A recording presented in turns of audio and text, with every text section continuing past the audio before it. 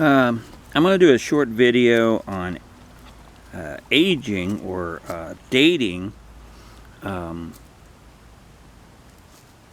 beer bottles, soda bottles, by their lips, by their finished. There are several different styles that are out there. I mean, you have the obscure Phoenix, Baltimore Loop.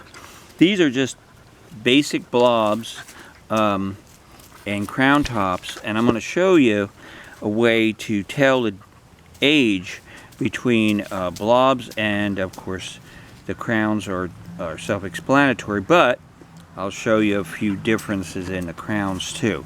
First of all, how to age. What's the how old do blobs go back? They go back to the 1830s.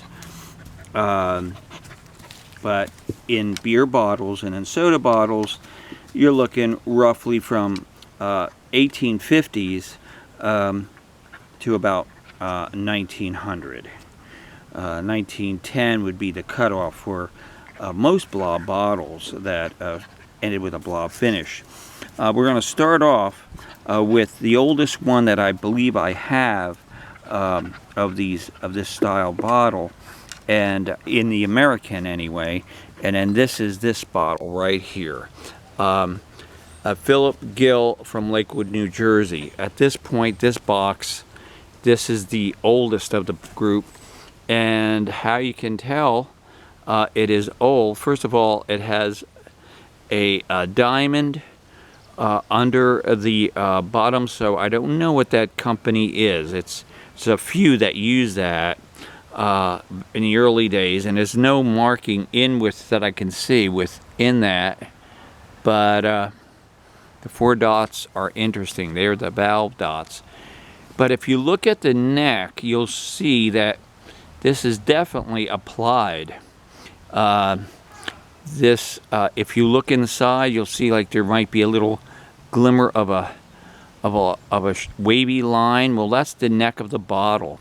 This lip was put on as a ribbon of glass, and then it was then used with a tool, many times just a jack, to form the neck.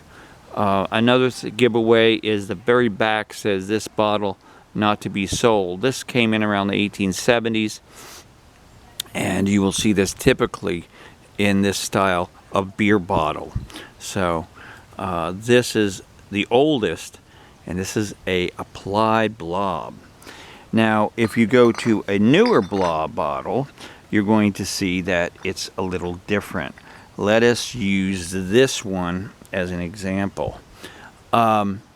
This one is a tooled blob. It's a freehold.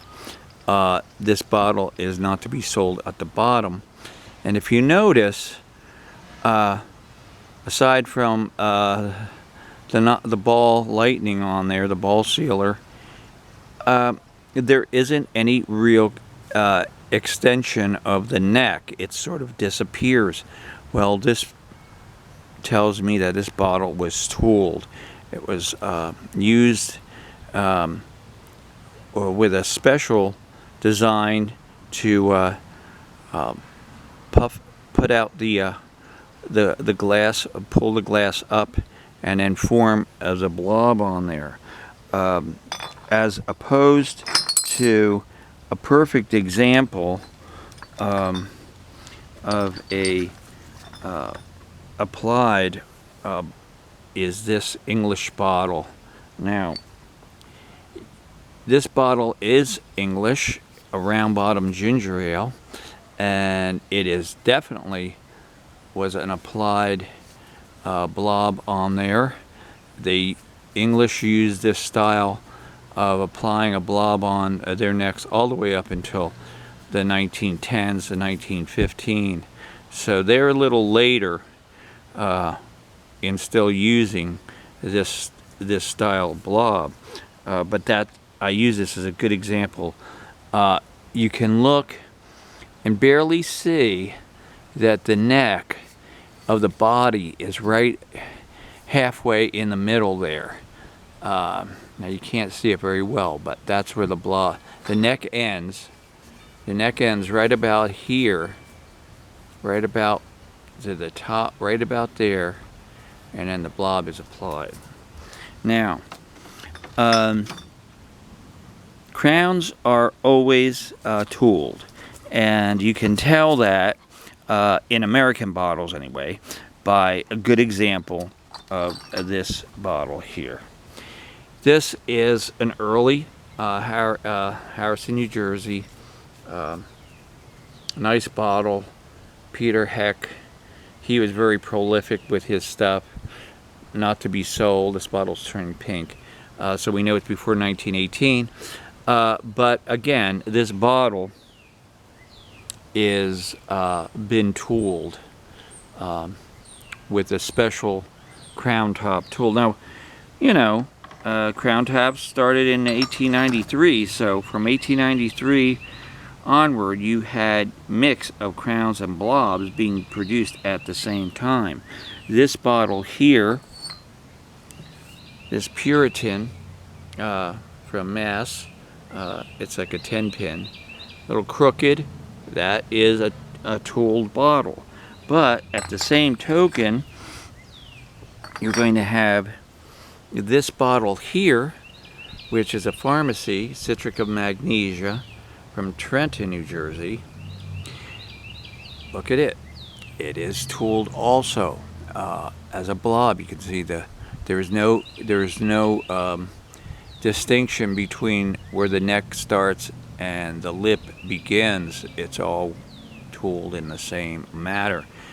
Probably in I'd say 1912, 1915 even. But